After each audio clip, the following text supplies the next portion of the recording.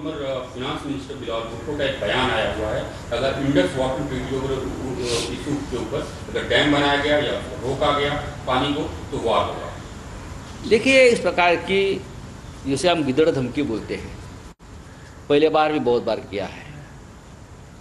ये जो बिलावल भुट्टो है, उनके जो ग्रैंडफादर थे जुल्फ़िकार अली भुट्टो, वो कैसे सरेंडर हो गए इंदिरा गांधी के सामने 1971 के युद्ध में, उसका इतिहास ये बिलावल भुट्टो ने देखना चाहिए। बात ऐसी है कि पाकिस्तान हो या और कोई भी हो, जब तक यहाँ देश की 140 करोड़ जनता पूरे संघर्ष के लिए तैयार है या हमारी सेना, तब तक कोई आंख यहाँ उठाकर नहीं देख सकता। अब उनको जवाब देने की जिम्मेदारी हमारी सरकार की भी है, लेकिन वो ऐसे घटिया लोग हैं पाकिस्तान के, उनको जवाब देने की भी जरूरत नहीं है। काही मराठी प्रश्न आहेत।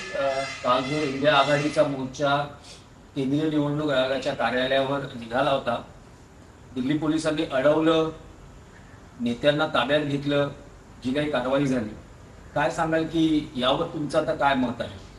काल दिल्लीच्या रस्त्यावरती संसदेतल्या 300 पेक्षा जास्त खासदारांनी जे आंदोलन केलं, जो संघर्ष केला, तो लोकशाहीच्या रक्षणासाठी होता। तुम्ही लोकशाही किंवा संसदेला लोकशाहीचे सर्वोच्च मंदिर मानता, पण त्या मंदिरात चोऱ्या माऱ्या करून सत्तेवरती आलेले लोक आमच्या अवतीभोवती आहेत आणि त्या चोरांचे हस्तक म्हणून या देशाचा निवडणूक आयोग काम करतो।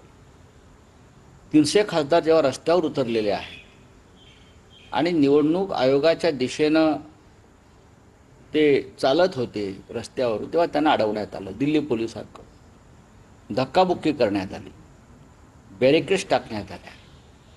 आम्ही अतिरेकी आहोत का?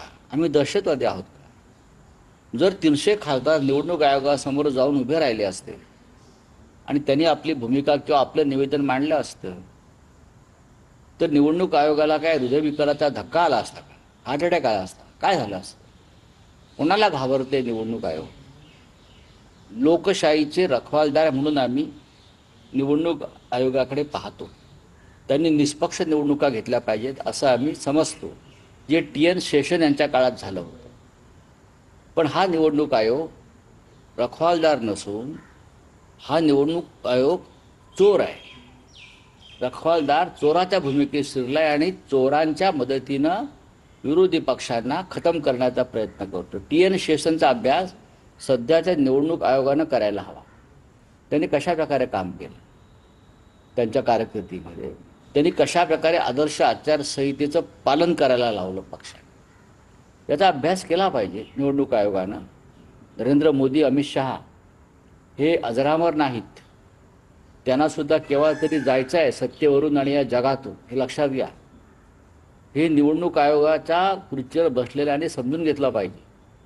लोकशाही टिकली तर देश टिकेल, पण काल आम्हाला त्यांनी रस्त्यावरती अटक केली, आम्हाला पोलीस स्टेशनला घेऊन डिटेन करण्यात आलं, आमच्या अटकेचे कागदपत्र करायलाही उशीर झाला, त्याच्यामुळे आम्ही पार्लमेंटला पोहोचू शकलो नाही आणि त्या काळात त्यांनी सगळी बिलं मंजूर करून घेतली। म्हणजे किती कारस्थान हे सरकार करत आहे।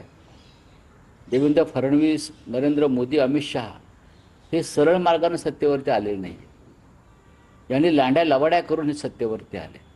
नितीन गडकरी यांच्या मतदारसंघामध्ये जर 3.5 लाख मतं वगळली जात असतील, याचा अर्थ या गटाला गडकरी यांच्यासारख्या स्पष्टवादी परखड नेत्याचा पराभव घडवून आणायचा होता, पण लोकांनी तो पराभव घडू दिला नाही नागपुरात।